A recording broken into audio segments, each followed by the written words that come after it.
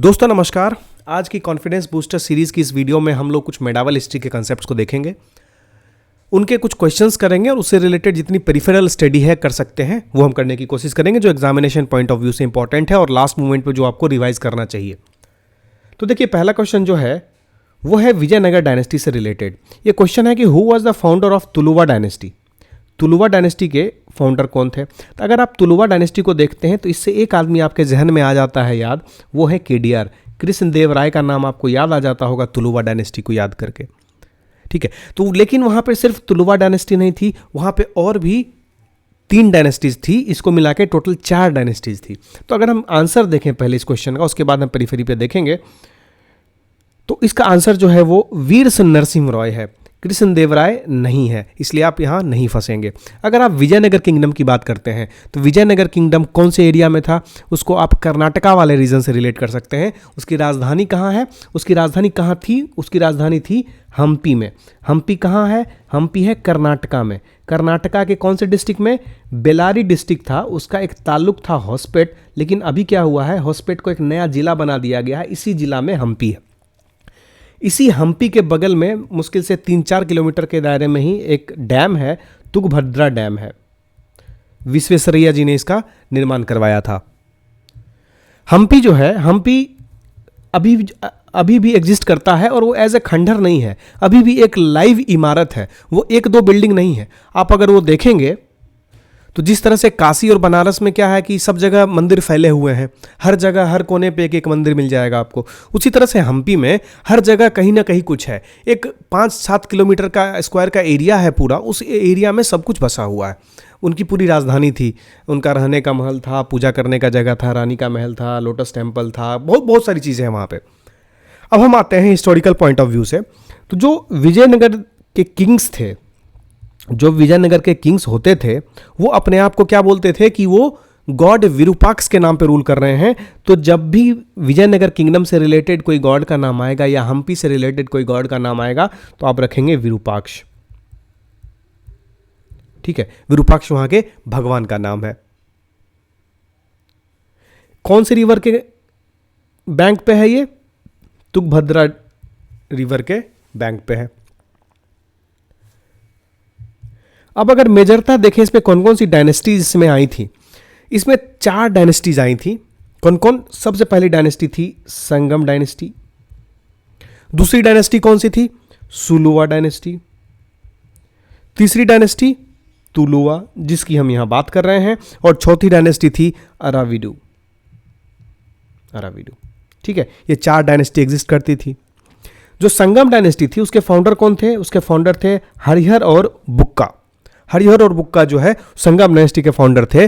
और इसी में एक और किंग हुए देवराय वन, जिनकी बात हम यहां कर रहे हैं। देवराय वन जो है वो संगम डायनेस्टी से बिलोंग करते थे। उसी तरह अगर सुलुवा डायनेस्टी की बात करें तो सुलुवा डायनेस्टी के जो महत्वपूर्ण राजा थे वो थे देवराय 2। और यही देवराय 2 थे जिनके टाइम पे वास्को डगामा आया था। वास्को डगामा जो आया था वो देवराय 2 के टाइम पे ही आया था। कृष्णदेवराय जो है वो तुलुवा डायनेस्टी से बिलोंग करते थे, लेकिन तुलुवा डायनेस्टी के फाउंडर जो थे वो वीर नरसिंह रॉय थे, और कृष्णदेवराय जी जो थे वो तुलुवा डायनेस्टी के बाद के राजा हुए थे। अराविडू से देखें, एक पॉपुलर राजा अगर कोई है, इनसे कोई राजा को रिलेट कर सकते हैं तो वो है राम राय, ठीक है। अब थोड़ा कृष्णदेवराय के बारे में पढ़ लेते हैं, क्योंकि अगर क्वेश्चन पूछता है तो थोड़ा उससे रिलेट कर सकता है। तो उससे रिलेटेड जो भी फैक्ट्स हैं, हम कृष्णदेवराय से रिलेटेड फैक्ट्स थोड़ा देख लेते हैं। पहला तो आप जान लिए कौन से डायनेस्टी से थे, वो तुलुवा डायनेस्टी से थे। उसके बाद उनके बारे में कौन सा राजा किसी किताब में लिखता है कृष्णदेवराय के बारे में, किस किताब में लिखता है, बाबर उनके बारे में लिखता है। कौन सी किताब में, तुजुक ए बाबरी में। तुजुक ए बाबरी में कृष्णदेवराय के बारे में कौन लिखता है, बाबर लिखता है, ठीक है। इन्होंने, कृष्णदेवराय ने कौन से लैंग्वेज को पेट्रोनाइज किया, तो आप देखेंगे कि कन्नड़ा मत लिखिएगा उसमें। He belong to, his kingdom was in present day Karnataka, but he patronized Telugu, ठीक है। उनको तेलुगु रिलीजन, तेलुगु लैंग्वेज से हम रिलेट कर सकते हैं। अब मुझे बताइए, इनके दरबार में जो लोग थे उनको क्या बोलते थे, अष्टदिग्गज या अष्टप्रधान। इनके दरबार में जो लोग थे उनको हम बोलते थे अष्ट दिग्गज। अष्ट प्रधान जो है वो मराठा किंगडम में हुए थे। ठीक है, ये बहुत बड़े स्कॉलर भी थे। इन्होंने 2-3 किताबें भी लिखी। जो महत्वपूर्ण किताब है उसमें हम बोल सकते हैं कि अमुक्त माल्यदा है,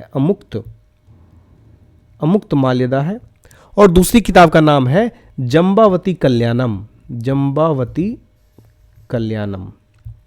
अमुक्त माल्यदा और जंबावती कल्याणम।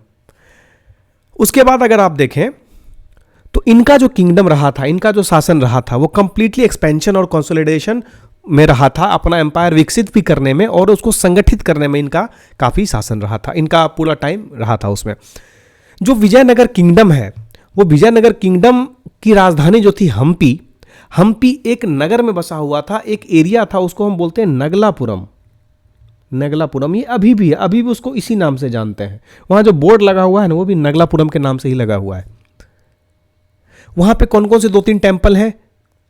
तो 2-3 टेम्पल जो उन्होंने बनवाए हैं, विजयनगर में तो बहुत सारे किंगडम हैं हम्पी में, उन्होंने जो मंदिर बनवाए हैं उसमें लेपाक्षी में वीरभद्र टेम्पल, और पट्टडकल में विरूपाक्ष टेम्पल। पट्टडकल हम्पी से करीब 80 किलोमीटर 90 किलोमीटर दूर है, वहाँ विरूपाक्ष टेम्पल इन्होंने बनवाया। इनके किंगडम की एक खासियत थी कि इन्होंने अमर नायक सिस्टम को लाया। अमर नायक सिस्टम अगर बोलेगा तो किससे रिलेटेड है? अमर नायक सिस्टम जो है वो विजयनगर से रिलेटेड है। ठीक है, वो इक्ता सिस्टम जो दिल्ली सल्तनत का होता था ना, उसी टाइप से उन्होंने अमर नायक सिस्टम दिया था। वो नायक्स होते थे, उनको क्या है, लैंड एज अ सैलरी देते थे और उसी बेसिस पे वो अपना रेवेन्यू कलेक्ट करके उसी से काम चलाते थे। ठीक है, तो इतना आप याद कर सकते हैं। एक और इंपॉर्टेंट है, एक बैटल हुआ था, बैटल ऑफ तलीकोटा, या जिसको हम बोलते हैं राक्षस तंगड़ी। ये भी रिलेटेड है विजयनगर किंगडम से ही। ठीक है, इस रिलेटेड हमने काफी फैक्ट्स पढ़ लिया, आप इसको रिवाइज कर लीजिए। विजयनगर से इससे ज्यादा क्वेश्चन ज्यादा जाता नहीं है ना। आगे बढ़ते हैं। विजयनगर किंगडम के टाइम पे कौन कौन से विजिटर्स आए थे, ये भी एक क्वेश्चन बनता है, एक अलग टाइप का क्वेश्चन बनता है इससे। तो अगर आप देखेंगे कि विजयनगर एम्पायर के टाइम पे कौन कौन से विजिटर्स आए थे, ट्रैवलर्स आए थे, तो बोरबोसा आया था क्या? आया था। अब्दुल रज़ाक आया था। निकोलो कॉन्टी ये भी आया था। दामिंगो पेस ये तो आया ही था। बोरबोसा आया था। अब लेकिन हम इसको सही तरीके से पढ़ने की कोशिश करते हैं, है ना। निकोलो कॉन्टी को देखते हैं सबसे पहले। निकोलो कॉन्टी एक ट्रैवलर था। कहाँ का ट्रैवलर था? इटालियन ट्रैवलर था। किसके टाइम पे आया था? देवराय वन के टाइम पे आया था। आप देवराय वन को कौन से डायनेस्टी से रिलेट करते हैं? संगमा डायनेस्टी से। तो निकोलो कॉन्टी जो आया था कौन से डायनेस्टी के टाइम पे आया था? संगम डायनेस्टी के टाइम पे आया था, राइट। अब लेते हैं दूसरे ट्रैवलर को। दूसरे ट्रैवलर है अब्दुल रज़ाक आया था। ये कहाँ का है? ये अरब ट्रैवलर था, नाम से ही लिख रहा है। किसके टाइम पे आया था? ये आया था देवराय टू के टाइम पे। अब मुझे बताइए देवराय टू जो है कौन सी डायनेस्टी से बिलोंग करते थे? तो ही बिलोंग टू सुलुवा डायनेस्टी।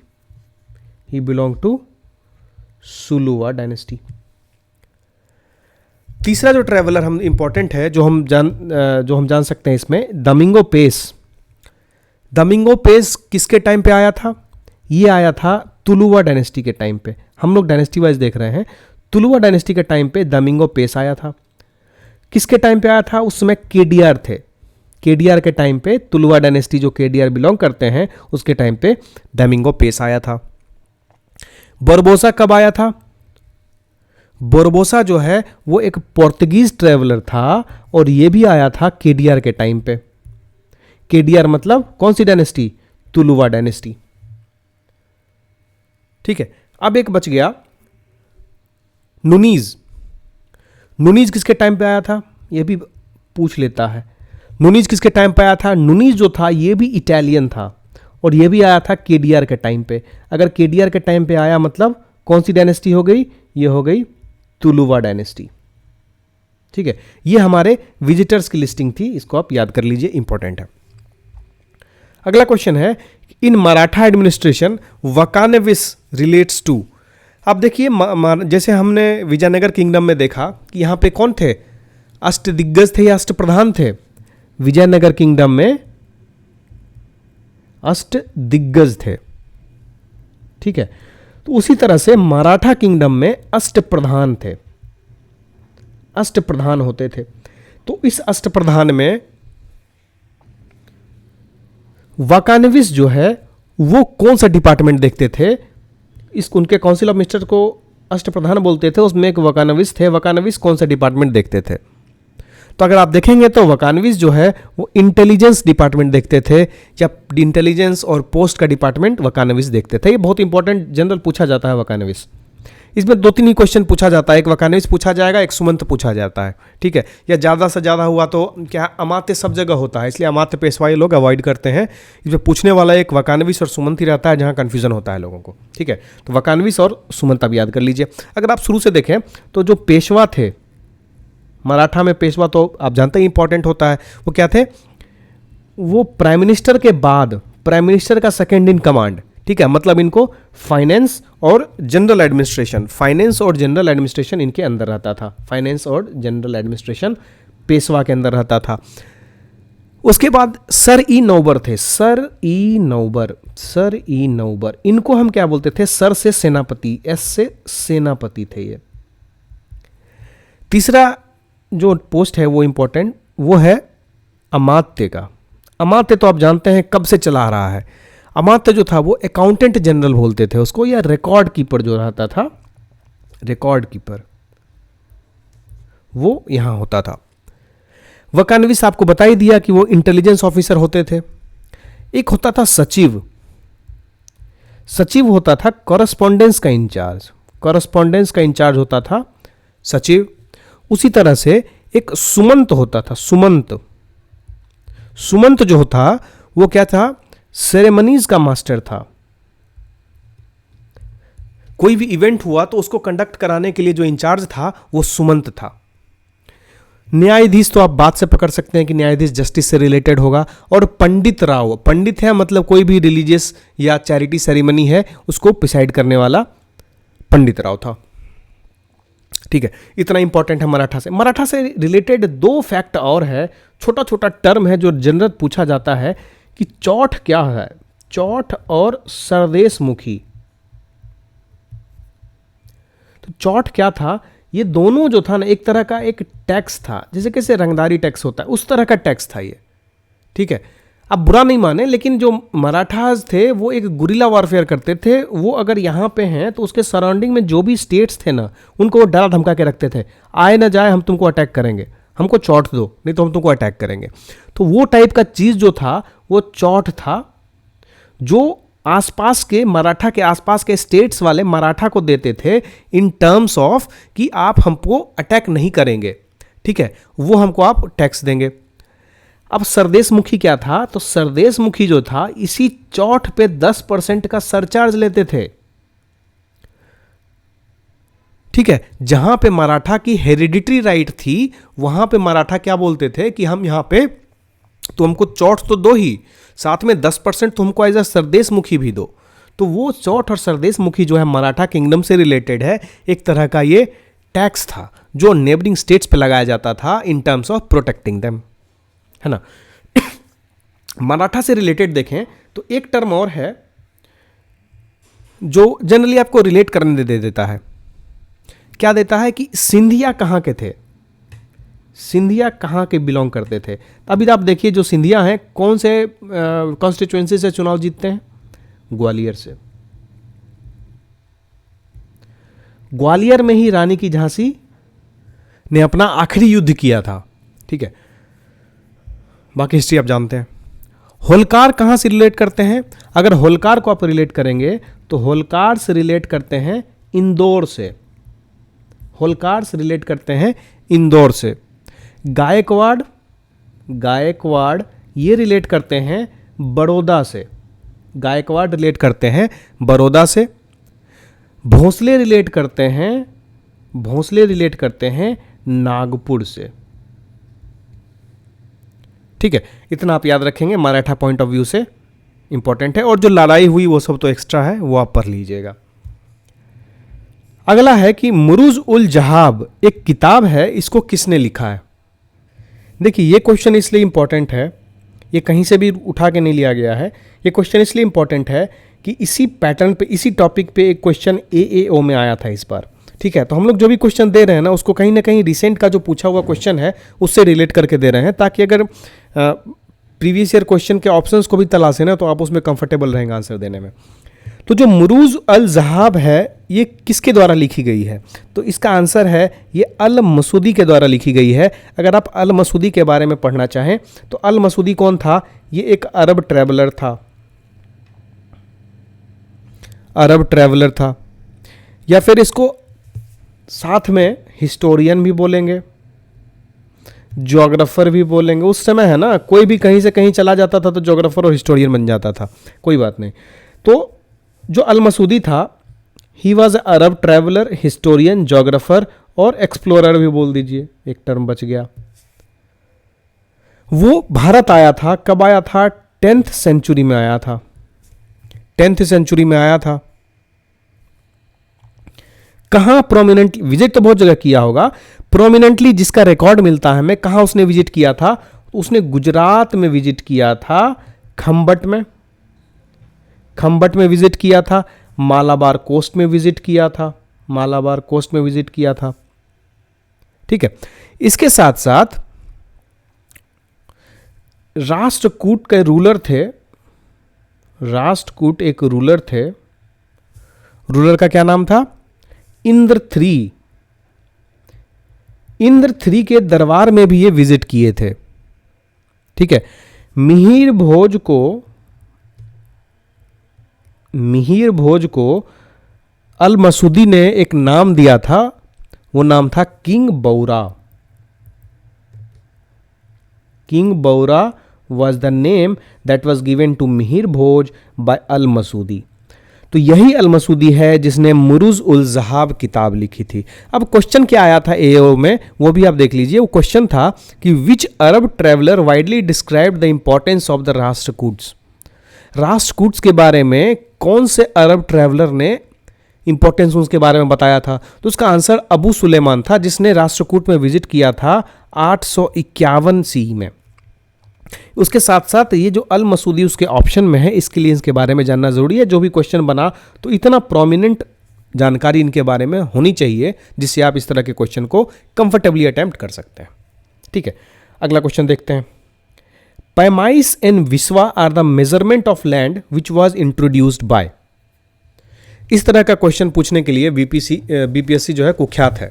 ठीक है, तो एकदम से ये सब क्वेश्चन, और ये क्वेश्चन कोई ज़्यादा इधर उधर से नहीं है, एकदम टू द पॉइंट सिलेबस से है। पैमाइस एंड विस्वा, ऐसा क्वेश्चन ढूंढते हैं एग्जामिनर कि ऐसा क्वेश्चन मिले जो आँख के सामने नहीं हो, किसी किताब में ना हो, लेकिन वो इंपॉर्टेंट हो, है ना, कहीं एक आध जगह लिखा हुआ हो रेफरेंस टेक्स्ट बुक में। तो ये जो पैमाइस एंड विस्वा है, ये लैंड मेजरमेंट का सिस्टम है, इसको किसने इंट्रोड्यूस किया था? तो इसका सही आंसर क्या होगा? सही आंसर अलाउद्दीन खिलजी होगा। ठीक है, पैमाइस और बिस्वा जो मेजरमेंट ऑफ लैंड सिस्टम था, अलाउद्दीन खिलजी ने एस्टैब्लिश किया था। आप ये क्वेश्चन एकदम याद कर लीजिए, मुझे लग रहा है कि एकदम से आएगा, ये नहीं तो कम से कम इससे रिलेट एक आध इधर उधर आ जाएगा। तो अगर अलाउद्दीन खिलजी के बारे में हम लोग देखेंगे तो अलाउद्दीन खिलजी जो था उसको अलेक्जेंडर बनने का बहुत शौक था। अलाउद्दीन खिलजी को अलेक्जेंडर बनने का बहुत शौक था और अपने आप को बोलता था, क्या बोलता था? सिकंदर सानी, सिकंदर सानी। ठीक है, अपने आप को सिकंदर सानी बोलता था, मतलब सेकंड अलेक्जेंडर। अलेक्जेंडर क्या करता था? वो एक्सपेंशन का काम था उसका, दूसरे स्टेट्स को कन्क्वेयर करने का काम था। वही अलाउद्दीन खिलजी भी बनना चाहता था और एक्चुअली में वो बहुत पावरफुल रूलर भी था। ठीक है, वो था कौन असल में? वो जलालुद्दीन खिलजी का नेफ्यू और उन दामाद था, है ना। तो अलाउद्दीन खिलजी को आप रणवीर सिंह से रिलेट करिए तो काफ़ी कुछ याद आ जाएगा उस मूवी से। इसका 2-3 खासियत है जो इसने करवाया और जिसके लिए काफ़ी हमेशा से पॉपुलर रहा था। इसने एक नया डिपार्टमेंट बनाया था, दीवाने मुस्तक राज। दीवाने मुस्तक राज, दीवान ए मुस्तक राज, किस चीज़ का डिपार्टमेंट था ये? दीवाने मुस्तकराज क्या करता था कि जो भी टैक्स नहीं पे किए गए हैं, ठीक है, और उन टैक्सेस को कैसे कलेक्ट करना है, तो वो सब हिसाब जो है ना दीवाने मुस्तकराज डिपार्टमेंट रखता था। वो बहुत इंपॉर्टेंट था रिवेन्यू कलेक्शन के लिए, क्योंकि सल्तनत टाइम पे जिस राजा को जितनी रिवेन्यू थी उतना ज़्यादा वो पावरफुल था। इसके साथ साथ कुछ फैक्ट्स देखते हैं इससे रिलेटेड। तो जो परमानेंट स्टैंडिंग आर्मी में थी, परमानेंट आर्मी स्टैंडिंग या परमानेंट स्टैंडिंग आर्मी इसी ने लाया। दाग और चेहरा सिस्टम, दाग और चेहरा सिस्टम इसी की देन है। सॉरी, जो सोल्जर्स को जो कैश में सैलरी दी जाती थी, कैश में सैलरी, है ना, वो भी इसी ने कराया। देखिए कैश में सैलरी क्यों दी जाती है? क्या होता है कि आप किसी बर्थडे में जाते हैं, आप एक बड़ा सा गिफ्ट लेके जाते हैं, ठीक है, आप 1200 का गिफ्ट दे दिए, उसके आप चाहे तो गिफ्ट ना देके आप क्या किए, 500 एक कैश दे दिए, है ना। तो ये अपना इंडिविजुअल पर्सपेक्टिव है, बट वो कैश जो है ना थोड़ा ज़्यादा इंपैक्ट करता है, क्योंकि he is free to use that money, है ना, तो उसको ज़्यादा इंटरेस्ट होता है कैश को लेने में। उसी तरह से जो अलाउद्दीन खिलजी है वो क्या अपने सैलरी, अपने सोल्जर्स को कैश में सैलरी दे रहा था। इसने गुजरात पे आक्रमण किया, और जब डेक्कन कॉन्क्वेस्ट कर रहा था, जब डेक्कन में इसका कॉन्क्वेस्ट हुआ था, तो उसने एक पकड़ के लाया था 1000 दिनारी को, मलिक कफूर को, जिसको वो 1000 दिनारी बोलता था, 1000 दिनार देके उसको खरीदा था इसने, ठीक है। तो मलिक कफूर को डेक्कन कॉन्क्वेस्ट के दौरान उसने पकड़ा था। अब देखेंगे कि जो इसका लैंड मेजरमेंट था, है ना, वो बहुत ही प्रोमिनेंट था, बहुत ही इंपॉर्टेंट था, और यह पहला सुल्तान था, फर्स्ट सुल्तान था जिसने लैंड मेजरमेंट स्टार्ट कराया था, लैंड मेजरमेंट स्टार्ट कराया था। इसने खराज टैक्स, एक खराज टैक्स था, उसको इंक्रीज करके 50% कर दिया था खराज टैक्स को। इसके साथ साथ जो दीवाने मुस्तकराज डिपार्टमेंट तो बताया कि जो अनपेड रेवेन्यूज थे उसके टैक्स कलेक्शन का क्या हिसाब होना चाहिए, वो भी इसी ने बनवाया। इसने एक शाहना मंडी स्टैब्लिश किया, और उसको देखने के लिए शाहना नाम के एक मार्केट कंट्रोलर को रखा, ताकि चीज़ें जो हैं मिलेंगी मार्केट में उसमें उचित दामों पे मिलेगी और सही सामान मिलेगा। और सराई अदल रखा मार्केट का नाम, सॉरी शराई अदल, सराई अदल है मार्केट का नाम। जो दीवाने रियासत और साहना मंडी थे, साहना मंडी और दीवाने रियासत, साहना मंडी और दीवाने रियासत, ये दोनों जो है सराई मंडी को देखते थे। इसके टाइम पे कुछ क्रूएल चीज़ें भी हुई, जैसे कि सोशल गैदरिंग और इंटरकास्ट मैरिजेस को इसने कंप्लीटली बैन कर दिया, और बोला कि अगर आपको करना है तो मेरे परमिशन से ही करिए, आप नहीं कर सकते ऐसे। बिहार में जैसे दारू बैन है, उसमें इसने भी दारू बैन करा दिया। इसने स्पाई सिस्टम को लाया, ठीक है। इन्होंने रिलीजियस पर्पस के लिए जो लैंड का दान होता था उसको भी रेगुलेट किया, लेकिन उसको एक तरह से कहें तो बढ़ाया ही, है ना। इसका जो है विजन ऐसा था कि इसने हमेशा रिलीजन को पॉलिटिक्स से दूर रखा, ठीक है। इससे दो मॉन्यूमेंट हम रिलेट कर सकते हैं। दो मॉन्यूमेंट कौन सा है? एक अलाई दरवाजा है, अलाई दरवाजा है, और दूसरा Alai fort. Alai fort, Alai fort कहाँ है? राजस्थान में है। और अलाई दरवाजा कहाँ है? एक कुतुब मीनार के गेट पे। इसके कोर्ट पोएट कौन थे? इसके कोर्ट पोएट अमीर खुसरो थे। अमीर Khusro was his court poet. अगर अमीर खुसरो की बात करेंगे तो वो मोर देन 3, मतलब मिला जुला के कहें तो लगभग 5 दिल्ली सल्तनत रूलर के कोर्ट में रहे थे अमीर खुसरो, 5 में। आप एक बार इसको रीचेक कर लीजिएगा। सीरी फोर्ट को फाउंड करने वाले अलाउद्दीन खिलजी ही थे, ठीक है। इन्होंने तुगलकनामा भी लिखा था, सॉरी तुगलकनामा अमीर खुसरो जी ने लिखा था। अमीर खुसरो रोट तुगलकनामा। तो इतना फैक्ट बहुत हो गया, आप एक बार रिवाइज कर लीजिएगा इसको, ठीक है। मिलते हैं अगले वीडियो में, धन्यवाद।